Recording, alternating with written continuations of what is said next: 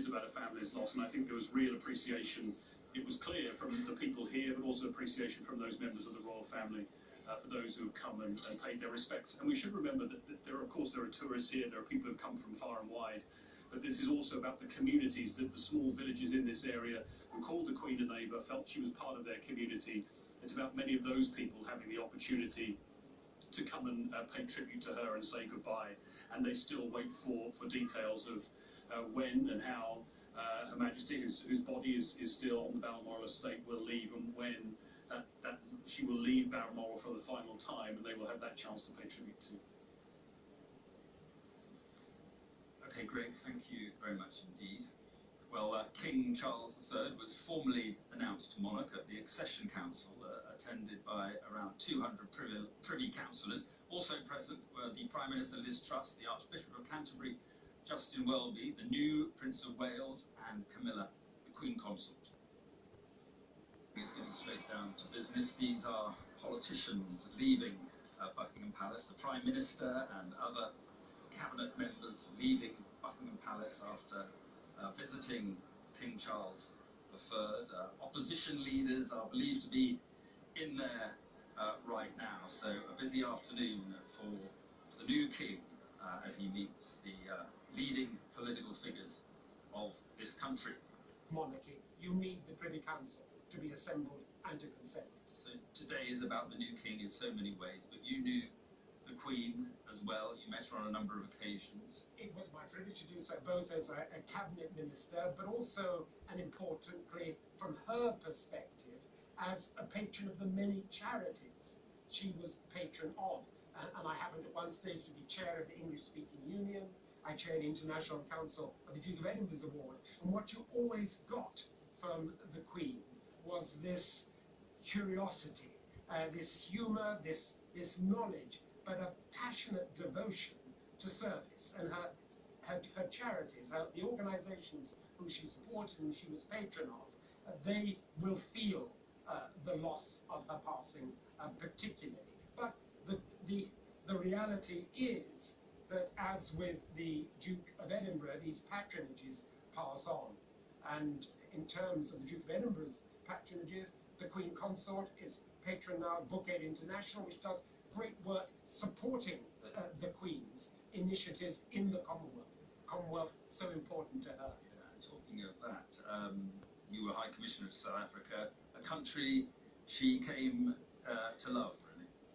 Of course, it was so important. I swear by Almighty God that I will be faithful and bear true allegiance to His Majesty King Charles, his heirs and successors, according to law, so help me God. I do solemnly. Inside Buckingham Palace, and first and foremost, of course, the Prime Minister, Liz Truss, the new Prime Minister, and the new King, and this is to be a relationship that is going to have to be pretty important in both their lives going forward. We saw Therese Coffey there, Health Minister, Deputy Prime Minister, Penny Mordaunt too, and very important for Prince Charles, these meetings, these first meetings with senior politicians.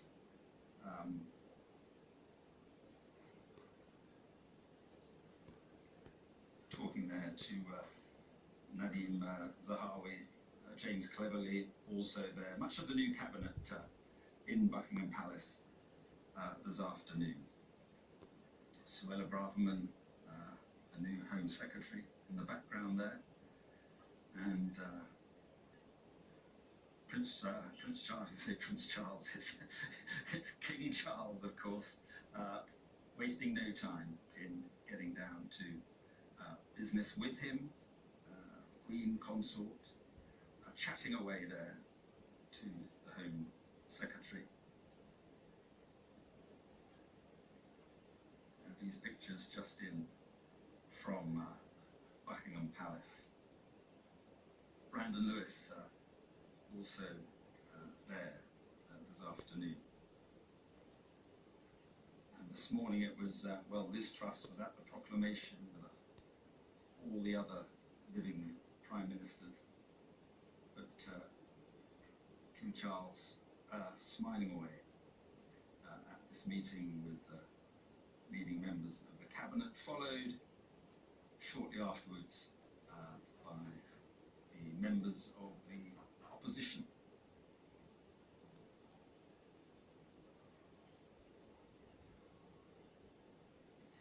And there we are, Keir Starmer meeting the new king. But let's leave those pictures for the moment and go to our correspondent Lisa.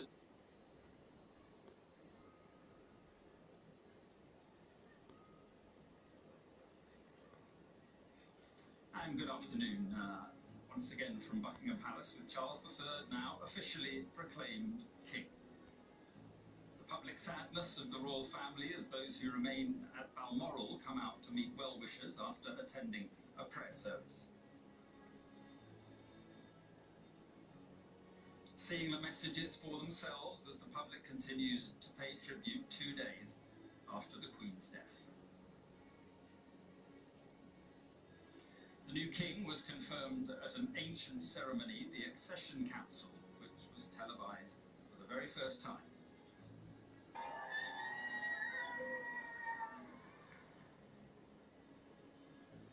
The cheers from the crowds for the new monarch ahead of meetings with the government, the opposition and church leaders.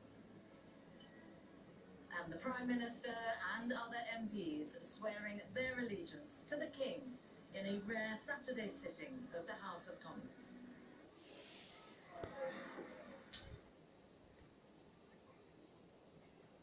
The family attended a private prayer service at Crathie Kirk, the church visited so often by the Queen during her holidays in Scotland, greeting the crowds gathered outside the estate after the service.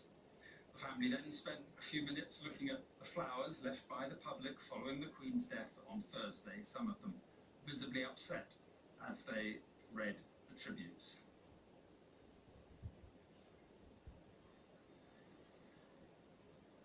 Let's go back to Sam, Washington now in Windsor, where crowds are also gathering this afternoon. Yes, indeed they are, Mark, and the official proceedings may be taking place where you are at St James's Palace, and indeed goings on at Buckingham Palace, the official residence of the monarch.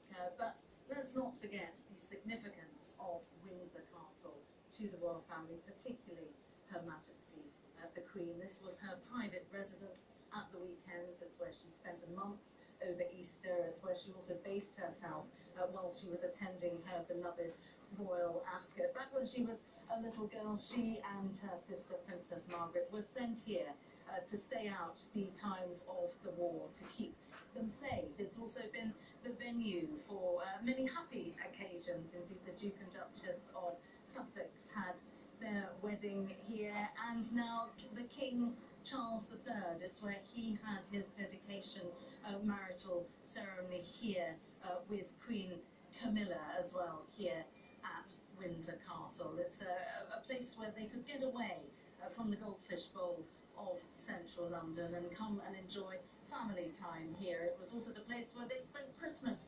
together before the fire, which then made them relocate to Sandringham, which is now the traditional place for Christmas. But more solemnly, it is also the burial place of Her Majesty the Queen's father, King George VI, also her mother, the Queen Mother. It is also where her coffin will venture when it leaves central London. It will come here, go through there to where that is the chapel here at Windsor Castle, where she will be laid to rest with her parents.